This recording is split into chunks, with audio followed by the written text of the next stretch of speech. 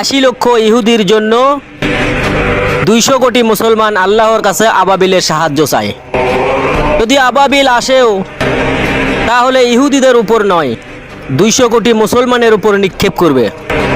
রাতের অন্ধকারে যখন ফিলিস্তিনের বুকে গুলি চলে, নিষ্পাপ শিশুগুলো গুলি খেয়ে মৃত্যুর কোলে ঢলে পড়ে।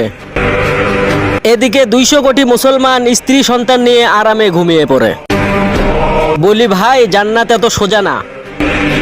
ফিলিস্তিনের গুলি খাওয়া ছোট্ট শিশু যদি আল্লাহর কাছে বলে, ইয়া আল্লাহ, আমাদের বুকে গুলি চলে আর এ জাতি তাকিয়ে তাকিয়ে দেখে, তাহলে জান্নাত তো দূরের কথা, ঘ্রাণও পাবে না।